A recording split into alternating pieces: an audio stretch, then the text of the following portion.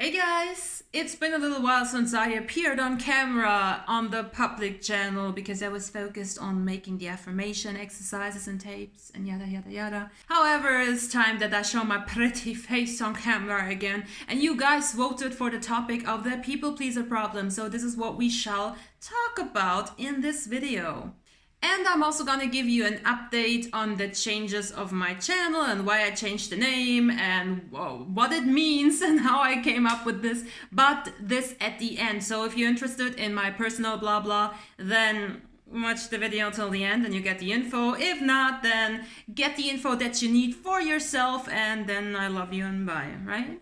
So let's jump into the video. What is the people pleaser problem? We could also call it the goody two-shoes problem, the good person syndrome. We could also call it Matilda if we wanted to, but that would make not a lot of sense. The main problem with being a people pleaser or being a good person on purpose is that you never get what you want. That is the biggest issue that people-pleasing people have. And then we create a pattern with a down spiraling, with a gradual decline in self-esteem, self-worth, and contentment of your own life. So the people pleaser sees something that they want. Could be tangible, material, could also be emotional, doesn't matter, could be anything. And then the people pleaser thinks, if I invest in, if I go give to that, if I cut off my own metaphorical leg and give it to that thing, I shall receive what I want from that thing back. In actual human life, this can look like you sacrificing your own needs, you compromising yourself for the sake of somebody else or something else, like a job, for instance. So you are stressed and overworked, you feel shitty, you feel exhausted, but because you think that somebody eventually will see the sacrifice that you have made, you stay overtime, you work extra hard, you put in all the hours, all the effort, while you see your colleagues not doing the same. In personal relationships, you ask what the other person wants and needs. You show up for them, you're being their best friend, you're being their mother or their father figure or whatever, right? You cater to the other person's needs primarily and first, because you believe that by bringing all of these good things to the table, the other person will recognize your worth and your value and your sacrifice, and then pay back and give back. The problem with that is that all your actions and all your decisions and everything that you do bring to the table comes from a position of weakness, doubt, low self-esteem, wobbly bullshit, and fear. Instead of being strong in your position, instead of knowing who you are, instead of knowing that you are worthy of having good things happening to you, instead of recognizing that give and take is a natural balance that occurs without you doing shit, you think you need to do something in order to prevent things not coming to you, in order to prevent things being taken from you, in order to prevent somebody else getting the promotion or the praise from the boss, in order to prevent this person going somewhere else. You are trying to manipulate or force the other person or situation to become dependent on you. You need the other person to need you. However, what is happening here on an energetic and also on a tangible level is that you constantly give. You constantly invest into a black whole, and most of the time the person or the situation that is receiving your stuff, your energy or your tangible goods has never even asked for this in first place. So you give, put all of your stuff onto the situation or this person. This person may take from it and see the opportunity and seize the opportunity, or not. If they do make use of the things that you give, you call them selfish. You feel like they are not treating you correctly. You feel like you deserve better because all you see is I give and they take. If, however, all the things that you shove into those people's or situations' faces is not taken by the person. You feel rejected. You feel like, but why aren't you taking this? It's all the good stuff. Why are you?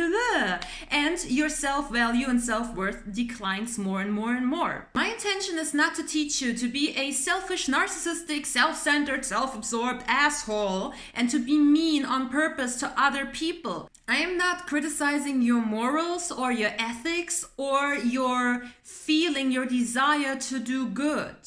I am criticizing the intention that is behind these desires, these needs, these morals, and these ethics. If your intention to do good, to be good, to do something for another person is unconditional love, and you are doing it because it really is authentically you and you would do this regardless of getting a payback from it or not, then go be a saint, go be Buddha, go be Mother Teresa, whatever. But if you are investing into something from this place of fear, if your intention is to hold somebody or a situation hostage to make them dependent on you, it's gonna backfire, because in the end you are the one that is dependent on them. And then what happens is that you receive from that person or that situation something that we call intermittent reinforcement. Or to put it in simple terms, breadcrumbing. So this situation or this person is every now and then giving you something, feeding you something, giving you some kind of recognition, some kind of validation, some kind of things back. And it's very small in comparison and very inconsistent, intermittent, in comparison to what you have been investing and giving.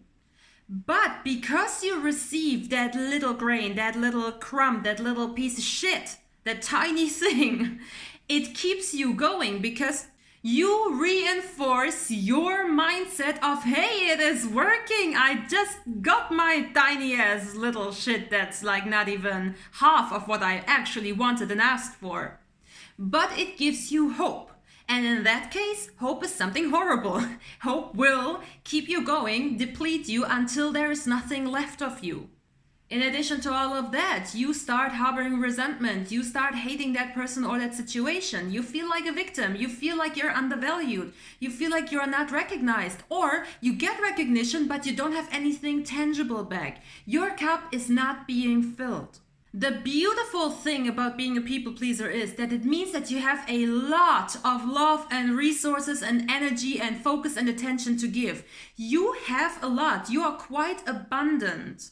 Nobody that is lacking basic human emotions, nobody that is lacking compassion, love, and all of the good juices is capable of being a people pleaser or an overgiver. So you already have those things. You have love, you have compassion, you have understanding, you have focus, you have the determination, you have the energy, the drive. You have that already. The only thing that you need to be doing now is to refocus it towards yourself. Give this thing to yourself. Only then you can change the dynamics. You need to start giving to yourself. The world is a mirror reflection of that what you have. If you are constantly depleting yourself for the sake of somebody else, then this is who you are as a person, and this is what gets reflected back at you. I am depleted, so therefore you will create circumstances in your life that keep you feeling depleted. You are undervalued, you feel undervalued because you constantly give without receiving anything back. So therefore, this is your set point and you create more and more of these situations and circumstances, and you decline more and more and more in your self-worth, self-esteem, and contentment with your own life. And eventually you're gonna get bitter. Eventually your body cannot take this level of bullshit anymore, and eventually you're gonna explode, and eventually you cut cords, you break up, you burn bridges, you do something just for the sake of surviving that messes up everything. You blame the other person, you blame the job situation, blah blah blah, and you restart the cycle somewhere else. That's not what you want to do. Start investing into yourself. The second you feel like some situation or some person is not prioritizing your needs or not even looking at your needs, not even considering your needs at all, this is the biggest red flag wake up call for yourself to realize, oh shit, I've been not doing that to myself. I have been not prioritizing my needs.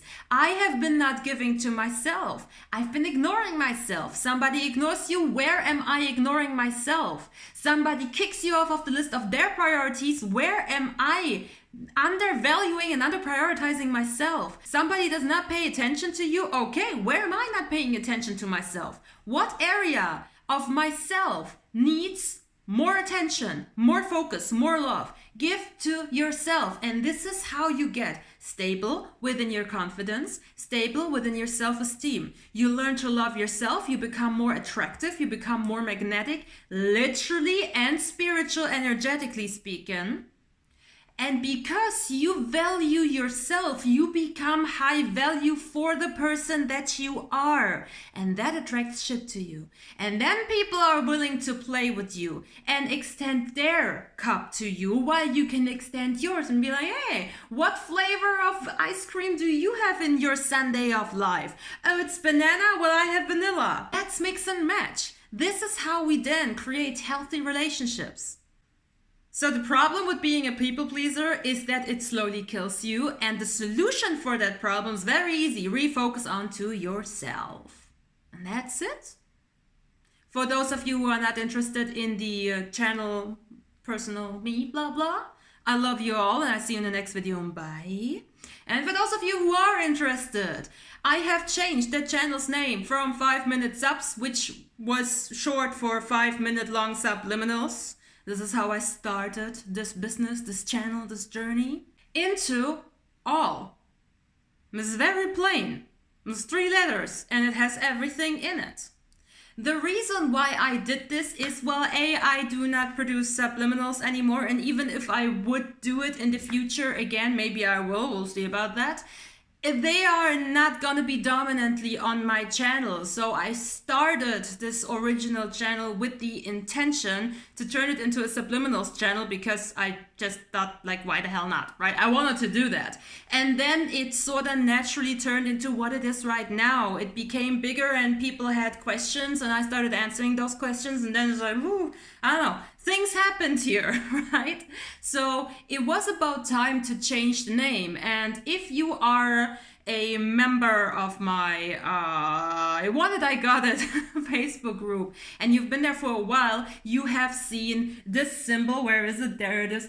Now this is contrary to common belief. This is not an infinity symbol. This is a double sign wave. So it means something, okay? I dreamed about this symbol. It did not exist in the world before. There are symbols that are similar, with similar meanings and stuff like that, that have already existed in this world, but this particular one is straight up taken from a dream. And I found a little piece of glass and it had the exact symbol carved into it.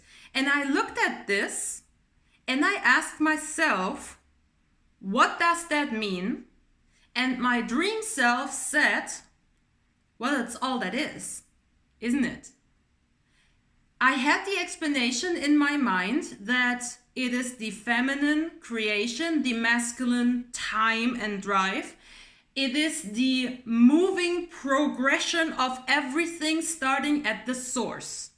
And once I collected my thoughts in my dream self said, yo, Nis, this is important. You better remember this when you wake up. While putting it down, I looked at my arm and I saw it tattooed on my arm. Kind of like as if my dream self said, hey, if I tattoo this quickly onto my arm, I will remember it, right? So then I was running around there and a lot of other things happened in the dream. It was a fucking amazing dream. I love those dreams where you are semi-lucid. It's just fucking amazing. And then I woke up the next day, the next morning, my type of morning, and I was like, what the hell is that symbol, right? And I shared it with you guys in my Facebook group. I researched the living hell out of it and I didn't find anything, but I also realized what those symbols mean when you take them apart. Essentially, this symbol is like yin and yang, but a little bit more. It really is all that is. So the circle itself is the symbol for source, for God or life source or creation or whatever, however you want to call this, right? The circle is there, here it begins. And it's quite interesting that the circle is faced towards me and not away from me. So that makes sense for me as a conscious creator, being connected to source or consciousness itself and creation itself. I was like, okay, that's kind of dope. That's nice. That resonates with me.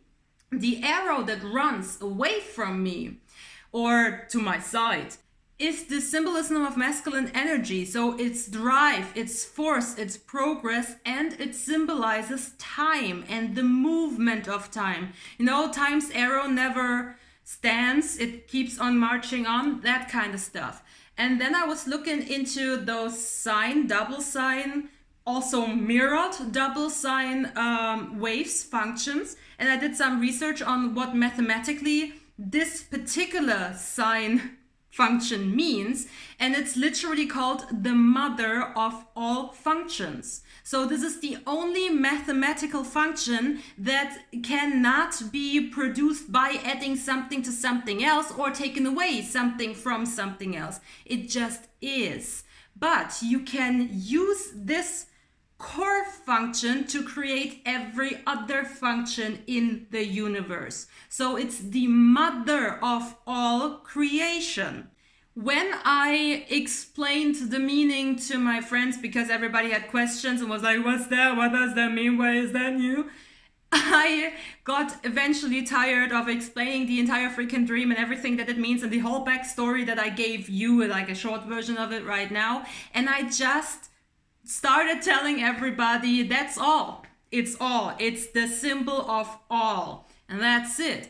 And over time, I played around with this, and I have a thing for groups in threes. Even my own name, Nis, is just N-I-S, even though my full name is like way longer and has a lot of letters. My nickname, what I go by for years now, is N-I-S. It's 3 letters. And I found the idea of all very attractive because it is so huge. It is everything in existence broken down into 3 letters, A-L-L, and that's it.